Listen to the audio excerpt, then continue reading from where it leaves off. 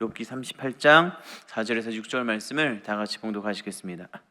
내가 땅의 기초를 놓을 때 내가 어디 있었느냐? 내가 깨달아 알았거든 말할지니라. 누가 그것의 도량법을 정하였는지, 누가 그 줄을 그것의 위에 띄었는지를 내가 아느냐? 그것의 주추는 무엇 위에 세웠으며 그 모퉁이돌을 누가 놓았느냐? 아멘. 오늘은 내가 어디 있었느냐라는 제목으로 하나님 말씀을 전하겠습니다. 신앙인뿐만 아니라 많은 사람들이 이 삶을 살다 보면 이 고난이라는 것을 겪게 됩니다. 그래서 이 고난을 겪을 때 많은 사람들은 다양한 방법으로 그것들을 극복하려고 합니다. 이것은 믿는 사람이든 믿지 않는 사람이든 모두에게 해당되는 것이죠. 여러분 혹시 MBTI라고 한 번쯤 아마 들어보셨을 것입니다. 예전에는 너 혈액형이 뭐야? 라고 물어봤죠. 그래서 B형 하면은 나쁜 남자, 약간 이런 이미지. O형 하면은 이렇게 성격이 좋다.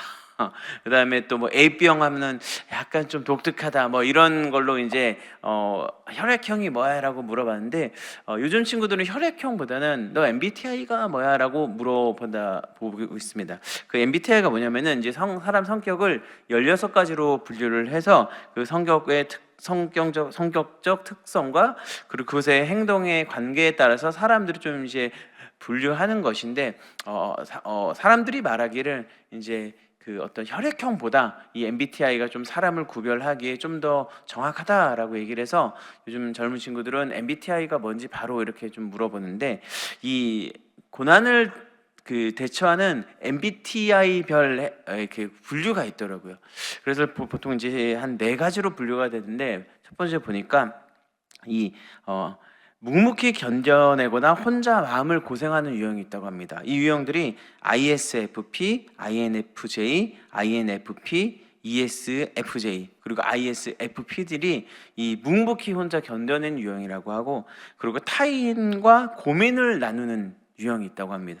그래서 ENFP나 ENFJ, ESFP, ENTP들이 이 타인과 고민을 나눔을 통해서 극복하려고 하고, 그리고 혼자서 견디지만 금방 훌훌 금방 털어버리는 유형이 있다고 해요. 그래서 ISTP나 INTJ, ESTP, INTP가 그렇다고 그러고, 고민 따위는 사치다 이건. 다들 나는 신경 쓸 일이 많기 때문에 이런 고난들은 나에게 특별히 중요하지 않다라고 하는 게 ISTP나 ENTJ, ESTJ라고 얘기를 해요. 여러분 어떤 유형에 속하는지 모르겠습니다. 어떤 사람은 이것을 고난이 다가올 때 그것을 묵묵히 견딘 사람이 있고, 그리고 어떤 사람은 타인과 어떤 대화를 통해서 이것들을 이겨내는 사람들이 있고, 또 혼자 잘 견디다가 그냥 훌훌 털어버리거나, 아니면 이것들을 고난은 그냥 고난이지라고 이렇게 넘어간 사람들도 있다고 얘기를 합니다. 사람들마다 이렇게 고난을 대하는 자세들이 다르고 모습들이 다르다는 것이죠. 생쥐 2마리가 있었습니다. 이 생쥐 2마리가 우유통에 빠졌다고 얘기를 해요. 근데 이 우유통에 빠졌는데 한 마리는 이게 물이라면은 헤엄쳐서 나갈 수 있는데, 이 우유통에서 이 통 안에 빠졌기 때문에 나는 여기서 나갈 수가 없다라고 그것을 생각하고 살기를 포기해서 그 우유통에 빠져서 그대로 한 마리는 죽었다라고 얘기를 하고요. 또 한 마리는 여기 생각해 보니까 먹을 것이 많으니까, 그러니까 우유가 먹을 수 있잖아요. 그러니까 이 우유를 먹고 좀 버티고 힘을 내다 보면 이것을 이길 수 있겠구나라는 생각이 들어서 우유를 먹으면서 그 우유통에서 열심히 헤엄을 쳤다고 합니다. 바둥바둥 나가려고. 근데 바둥바둥 나가려고 헤엄을 치다 보니까 이 우유가 치즈가 됐다라고 얘기를 해요. 그래서 치즈가 돼서 딱딱해져서 그것을 밟고 유리통에서 나갔다라는 이런 이제 생쥐 2마리 이야기를 한번 봤었습니다. 여기서 말하는 것이 사실 똑같은 상황 속에서도 우리는 어떻게 생각을 하냐에 따라서 다른 결과를 낳을 수 있다라고 얘기를 하기도 하고, 또 어떤 사람들은 이 이야기에 대해서 최선의 노력을 다하면 우리가 어떤 것이든지 극복할 수 있다라고 이런 이야기를 또 해석하기도 합니다. 그런데 사실 여러분, 우리가 최선을 다한다고 해서 우리의 고난이 극복이 될까요?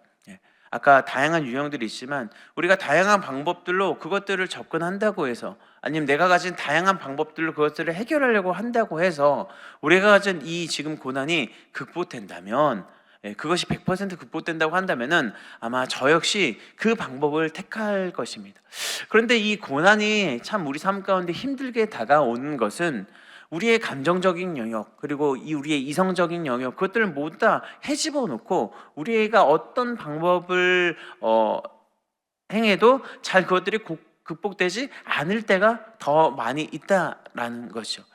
그런데 하나님께서는 우리가 이런 고난 중에 있을 때 이 고난을 어떻게 하길 원하시냐 봤더니 출애굽 14장 보면 13절 보면 이렇게 얘기를 하고 있습니다. 모세가 백성에게 이르되 너희는 두려워하지 말고 가만히 서서 야훼께서 오늘 너희를 위하여 행하시는 구원을 보라. 너희가 오늘 본 애굽 사람을 영원히 다시 보내지 아니하시리라. 하나님께서 우리에게 주시는 이 마음은 사실 우리를 고난 중에 있는 것이 아니라 이 고난 중에 있는 백성들을 위로하시고 그들을 구원하길 원하신다라는 거죠. 하나님이 이스라엘 백성에게 나타나셨을 때 이 이스라엘 백성들이 많은 고역과 고난을 당하고 있었죠. 이집트로부터 많은 착취를 당하고 있었습니다. 노동적이든 정신적으로든, 심지어 나중에는 모세 때 보면은 그들을 죽이려고까지 하는 어떤 죽음의 위협까지 오는 상태에 있던 것이 이 이스라엘 백성이었죠. 그런데 그들을 향한 하나님의 마음이 어떤 것이 봤더니 너희가 이 고난에서 벗어나와 내가 너희에게 베푸는 이 구원을 보길 원한다라고 성경은 이야기를 하고 있죠. 사실 이 고난이라는 것이 다른 것이 아니라 세상 속에 있어서 이 세상 속에 가는 삶과 마찬가지인 것이죠. 우리가 이 세상적인 방법과 세상적인 것들로 이 세상에서 허우적대는 것이 아니라 하나님은 우리를 그 어려운 삶에서 출애굽시켜서 하나님의 구원 가운데 나가길 원하시는 것이 바로 하나님의 백성을 향한 하나님의 마음이라는 것이죠. 그럼 우리가 어떻게 하면은 이 고난에 대한 이 하나님의 마음에 대한 바른 반응을 하는 것이 어떤 신앙의 모습일까요?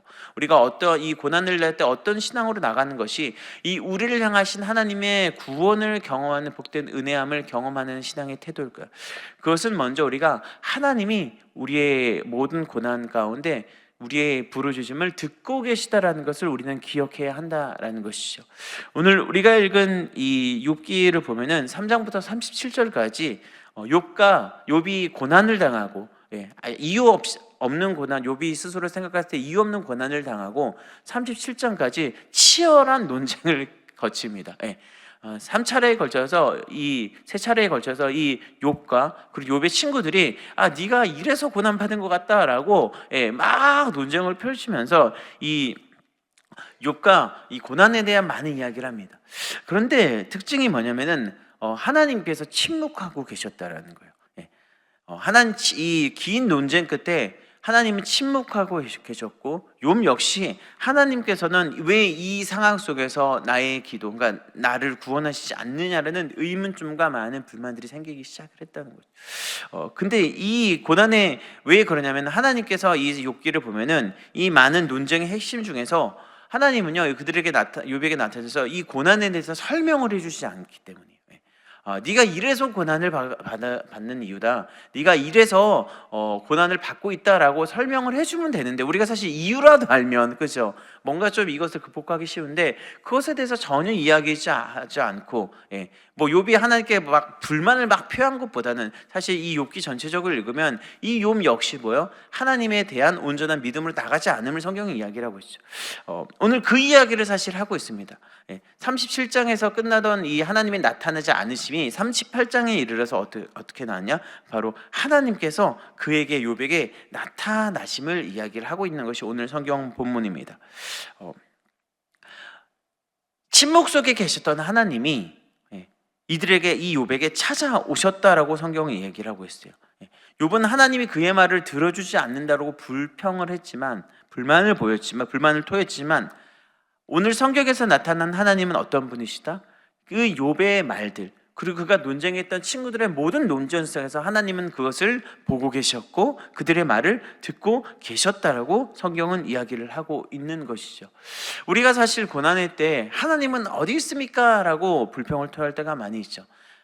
많은 기도를 하면서도 바뀌지 않는 환경 속에서 아니면 때로는 주변에 있는 나의 어떤 그동안은 위로를 주었던 많은 사람들 속에서도 오히려 그 사람들로 인해서 상처를 받거나 그렇죠? 이 고난이 극복되지 않음을 보고 하나님이 도대체 살아계신 게 맞는지 아니 살아계신 걸 떠나서 정말 내 기도를 듣고 계신 게 맞는지, 내 정말 작은 신음조차도 듣고 계신 분이 맞는지라고 의심할 때가 있지요. 그런데 성경은 무엇을 얘기를 하느냐? 때론 이 모든 침묵 속에서 하나님 무엇을 하고 계시다? 듣고 계시다라는 거예요. 네. 우리는 이 듣고 계신 하나님에 대한 신뢰함이 있어야 되는 것이고, 우리의 모든 고난 속에 역사하시는 이 하나님에 대한 이 들으심에 대해서 우리는 그것을 기억하고 나가야 한다라는 것이죠. 이 오늘 욥기를 보면 또 이야기하는 것이 뭐냐면은, 성경에 보니까 이 고통의 때 왜 하나님 계속 듣고 계셨냐 봤더니 사실 욥의 생각과 그리고 그 친구들의 생각과는 하나님의 생각은 다르셨다라는 거예요. 욥이 왜 고난 당한지에 대해서 많은 논쟁이 있었죠. 상당히 설득력이 있습니다. 그렇죠? 그 이야기를 보면은 상당히 설득력도 있고 논리성도 있어요. 그런데 오늘 성경을 보니까 이 하나님이 생각하시던 것은 이들의 생각과 달랐다라는 거예요. 특별히 또 스스로 어떻게 보면 우리가 의인이라고 이야기할 수 있도록 삶을 살았던 이 욥의 생각과도 하나님의 생각은 달랐음을 성경은 이야기를 하고 있어요. 우리가 고통의 때에 기억해야 될 두 번째는 무엇이냐? 바로 우리가 느껴지는 어떤 인식과 감정과 상관없이 하나님의 생각은 우리의 생각과 다를 수 있음을 성경은 이야기를 하고 있다라는 것이죠. 오늘 그 성경을 보면은 욥의 친구들의 기존의 대화를 보면 하나님이 표현될 때 하나님을 히브리어로 보면 엘로힘이라고 표현하기도 하고, 그리고 엘이라고 표현하고, 엘로와 아니면은 샤다이라고 표현하기도 합니다. 전능의 하나님 이런 식으로도 하나님에 대한 많은 언급들이 있는데, 사실 이 하나님 오늘 성경 본문에 이르러서 성경을 보니까 38절 1절에 이르러서 야훼께서 폭풍 중 가운데서 욥에게 말씀하셨다라고 얘기를 하고 있어요. 우리가 잘 기억하고 있어야지 이 야훼라는 것이 뭐죠? 스스로 있는 자, 나는 나다라는 히브리어 언어인 뜻인데, 이 야훼라는 것은 출애굽에서 모세에게 나타나셨을 때 하나님께서 자신의 이름을 드러나셨던 것이죠. 사실 모세에게 드러나기 전에 그 전에 하나님의 이름을 이스라엘 백성에게 직접적으로 드러낸 적이 없으신데, 이 욥기를 보면은 그동안에 침묵하셨던, 그러니까 그들에게 인식됐던 엘로힘 하나님, 엘로힘 자체가 하나님이라는 히브리어 원어죠. 그리고 엘이라고 부르기도 하고, 아니면은 샤다이, 전능의 하나님이라고도, 엘샤다이, 전능의 하나님이라고도 언급됐던 이 욥의 이야기 속에서 38장에 일러 무엇을 얘기를 하죠? 야훼께서 폭풍 후 중에 그들에게, 그 욥에게 나타나셨다라고. 이 폭풍 중에 임하시는 것은 사실 창세기를 형상합니다. 창세기 3장 8절을 보면은 이 아담과 하와를 심판하러 오시는 그들에 대한 불편한 심기, 죄 가운데 그들에 대한 불편한 심기를 드러내시는 하나님을 묘사하는 모습과 이 흡사한 것이 바로 오늘 이 38장에 나타난 야훼께서 폭풍 중에 오셨다라고 얘기를. 근데 우리 하나님은 어떤 분이시죠? 불편하긴 하시지만 어떻게 하시죠?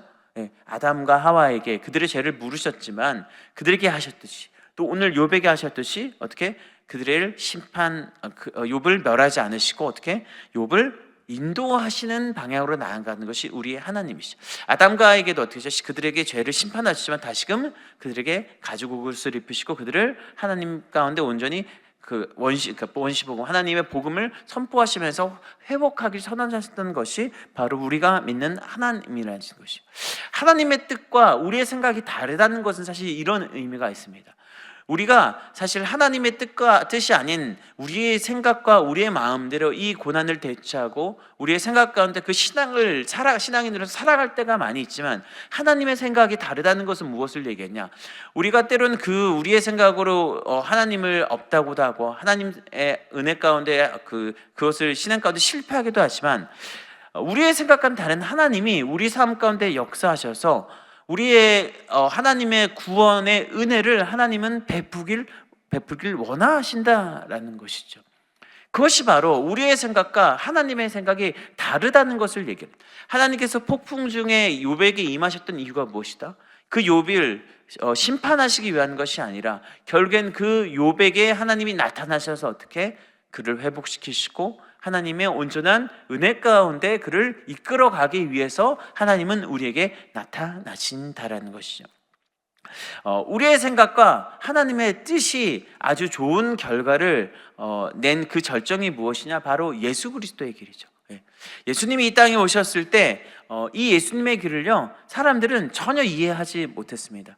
예수님께서 스스로 십자가의 길을 걸어간다고 이야기했음에도 불구하고 그와 같이 있었던 제자들 역사에 어떻게 하죠? 예수님의 십자가 길은 별로 관심을 두질 않았어요. 그러니까 예수님께서 이 고난당하시고 십자가에 달려 죽으셨을 때 제자들은 어떻게 했습니까? 다 도망가죠. 왜?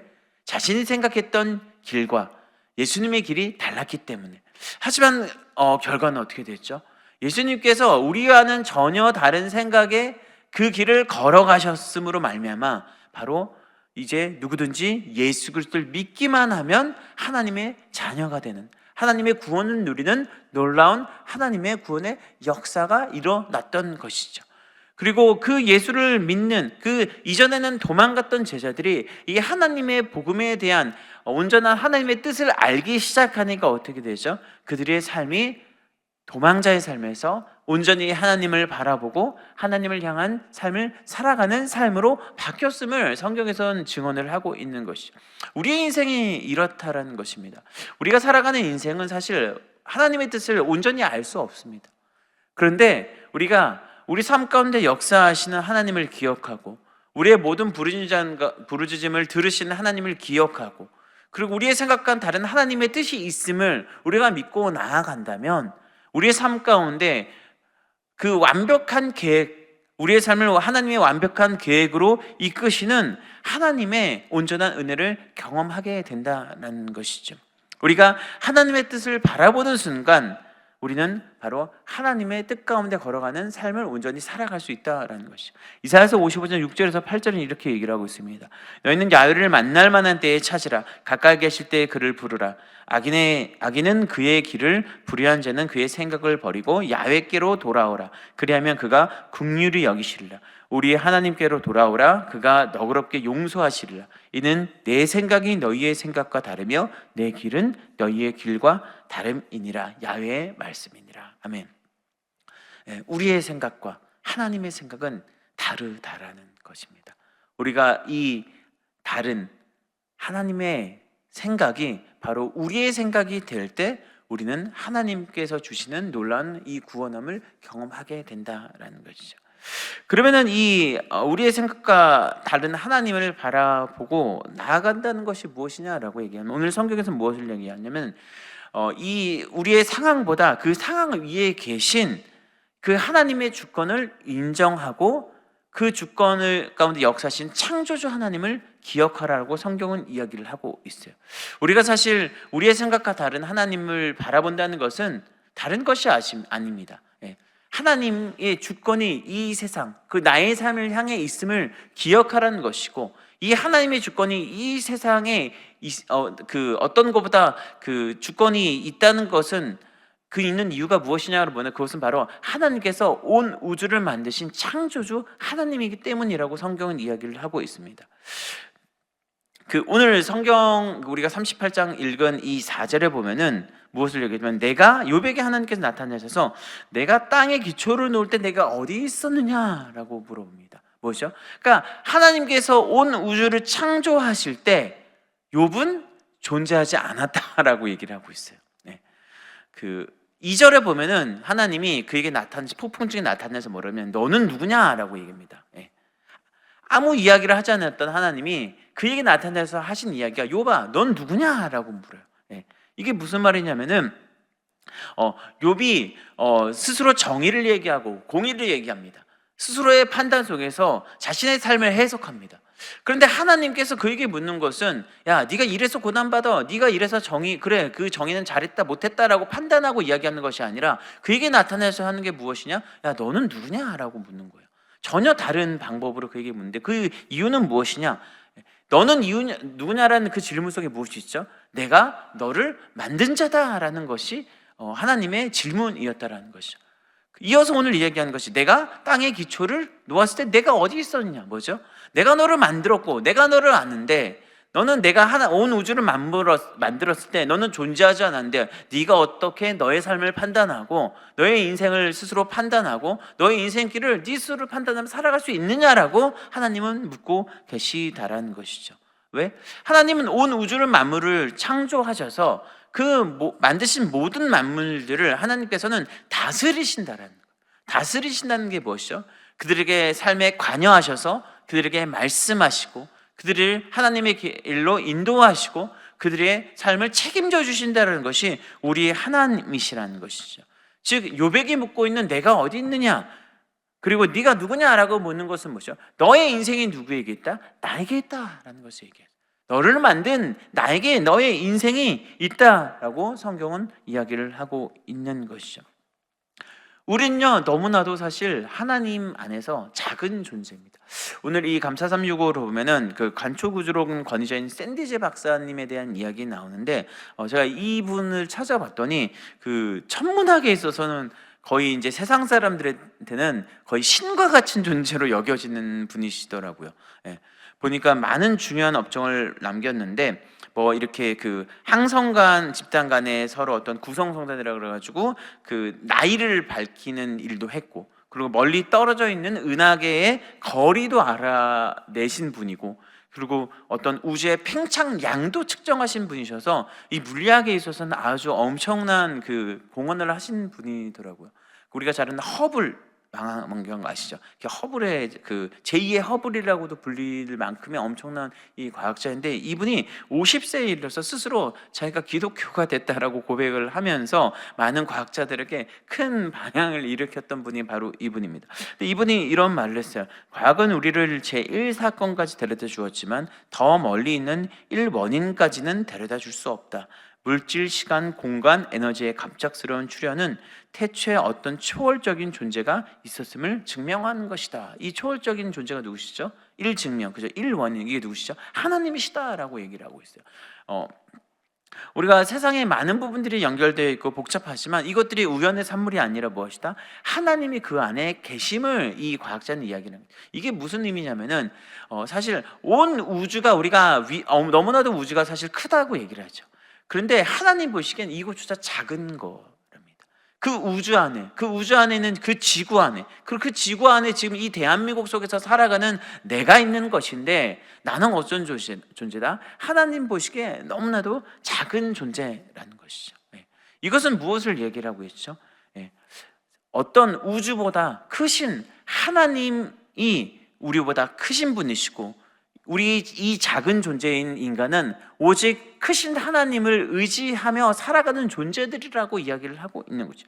성경은 하나님께서 창조주라는 것은 무엇을 얘기하고 있느냐? 우리를 만들어셨다는 것을 보시잖아요. 우리 인간 존재 자체가 우리 스스로는 살 수 없고 우리 스스로는 이 세상을 걸어갈 수 없음을 이야기하고 있는 거죠. 왜? 우리는 사실 하나님의 자녀고 존귀한 자녀이긴 하지만 어떤 사람들이기 때문에 사실 하나님 보기에 작은 존재이기 때문에, 그래서 우리가 사실 많은 어떤 고난을 겪을 때 우리가 기억해야 될 것은 하나님이 크시다라는 것을 기억해야 되는 이유가 사실 여기 있습니다. 왜? 이 고난 역시 하나님 보시기에는 어떤 것이기 때문에 작은 것이기 때문에, 우리는 이 고난이 너무나도 사실 크게 인생 가운데 다가오지만 사실 하나님 안에 있으면 이것은 어떤 것이다? 정말 작은 일부분에 불과하다라는 것이죠. 하나님께서는 이 작은 일부분 가운데 역사하셔서 우리를 크신 하나님을 보게 하시고 그 하나님의 손 가운데 우리를 인도하신다는 것이 바로 하나님의 뜻이고, 우리를 구원함 가운데 이끌어 가시는 분이 우리 하나님의 뜻이라는 거죠. 그래서 전도서 12장 1절에서 2절은 이렇게 얘기하고 있습니다. 너는 청년의 때에 너의 창조주를 기억하라. 곧 곤고한 날이 이르기 전에 나는 아무 낙이 없다고 할 해들이 가깝기 전에, 해와 빛과 달과 별들이 어둡기 전에, 비 뒤에 구름이 다시 일어나기 전에 그리하라. 그렇죠. 우리 인생이 사실 뭐 해와 달, 빛과 달과 별들이 어두기 전에, 약간 이런 것들이 묘사되는 것인데 성경은 뭐라고 했죠? 우리 창조주를 기억하라고 얘기를 하고 있어요. 우리를 만드신 하나님을 기억하는 것이 우리가 사실 우리의 많은 고난을 이겨낼 수 있는 방법이다라고 성경은 얘기를 하고 있는 것이죠. 왜? 하나님 우리보다 크시기 때문에, 모든 고난보다 크시기 때문에 우리가 이 창조주 하나님을 기억하고 그분을 바라보고 우리의 세밀한 음성까지도 들으시는 우리를 만드신 그 주님을 기억하고 바라보고 나아가는 자들이 바로 이 고난을 온전히 극복하게 되는 것입니다. 세상적 방법으로 우리의 힘으로 그것을 이겨내는 것이 아니라 오직 그 주님을 바라보며 나아가는 자들이 하나님을 만나게 될 것이고 하나님의 구원을 경험하게 될 것이다라고 성경은 이야기를 하고 있는 것이죠. 그리고 하나님께서 원하시는 온전한 의의 길로 살아가게 된다라는 것이죠. 우리가 잘 알고 있듯이 이 욥의 끝은 어떻게 했죠? 더 많은 하나님의 은혜함이 있었어요. 우리의 인생을 하나님께서 그렇게 이끄신다라는 것이죠. 혹시 여러분 고난 중에 있습니까? 크신 하나님을 바라보시길 바랍니다. 절망 중에 있습니까? 아니 내가 아무리 노력해도 그 고난을 극복하지 못한 상황 가운데 있습니까? 절망하지 말고 그 작은 신음마저도 이미 듣고 계시는 하나님을 바라보고 우리를 만드신 그 주님께 나아가서 하나님의 구원을 경험하는 복된 삶을 살아가는 여러분 되길 예수님의 이름으로 축원드립니다. 기도하겠습니다. 사랑과 은혜가 풍성하신 좋으신 하나님 아버지, 하나님이 우리를 만드셨음을 고백합니다. 하나님이 우리를 만드셔서 우리의 작은 신음마저도 주목하고 계시고 듣고 계심을 우리가 고백합니다. 때로는 우리가 하나님이 없는 것처럼 느껴지기도 하고 때로는 우리가 이 고난이 너무나도 우리 삶 가운데 크게 느껴져서 하나님, 우리가 때로는 신앙을 포기하고 싶을 때도 있고 삶을 포기하고 싶을 때도 있을 때가 있습니다. 하지만 하나님, 우리가 고백하는 것은 모든 삶 가운데 하나님 우리를 구원하길 원하시고 이 고난보다 크신 하나님의 은혜가 우리를 향해 있음을 고백합니다. 하나님, 우리가 우리의 창조주를 기억하며 오직 주님만을 의지하며 나가는 우리가 될 수 있도록 성령님 우리 인도하여 주시옵소서. 감사를 드리며 예수님의 이름으로 기도드립니다. 아멘. 연일 기도합니다. 우리가 마음과 정성과 뜻을 다해 하나님께 예물 드렸습니다. 이 예물 쓰는 곳곳마다 하나님 나라가 확장되게 해주셨고 이 예물들이 손길 가운데 가정과 직장과 사업과 학교 모든 것 가운데 하나님의 은혜와 평강을 덮어주시옵소서. 감사를 드리며 예수님의 이름으로 기도드립니다. 아멘. 하늘에 계신 우리 아버지여, 이름이 거룩히 여김을 받으시오며 나라가 임하시오며 뜻이 하늘에서 이루어진 것 같이 땅에서 이루어지이다. 오늘 우리에게 일용할 양식을 주시옵고 우리가 우리에게 죄 지은 자를 사하여 준 것 같이 우리의 죄를 사하여 주시옵고 우리를 시험에 들게 하지 마시옵고 다만 악에서 구하시옵소서. 나라와 권세와 영광이 아버지께 영원히 있사옵나이다. 아멘. 할렐루야. 하나님께 감사와 영광의 박수 드리겠습니다. 아멘. 우리 함께 기도하길 원합니다. 나라와 민족을 위해서 기도해 주시고요. 여의도 순복음교회와 이용훈 대표총회장님 목회사역을 위해서, 여의도 순복음 분당교회와 우리 황선욱 담임 목사님 목회사역을 위해서, 교회 재직과 주의 종들 파송된 선교사님을 위해서 기도해 주시고, 특별히 대만, 인도네시아 단기 선교사님들이 사역 가운데 함께 하셔서 단기 선교팀 가운데 함께 하셔서 기도해 주셔서 하나님의 승리를 위해 기도해 주셨으면 좋겠습니다. 또 이제 7월부터 이제 여름 성경 학교와 8월까지 이제 여름 수련회가 또 교회 학교에서 진행됩니다. 그것을 위해서 함께 기도해 주시길 부탁드리겠습니다. 오늘 말씀을 생각하시면서 우리 오늘 삶 가운데 역사하실 주님을 기대하시면서 우리 다 같이 주여 세 번 부르시고 통성으로 기도하겠습니다. 주여, 주여, 주여.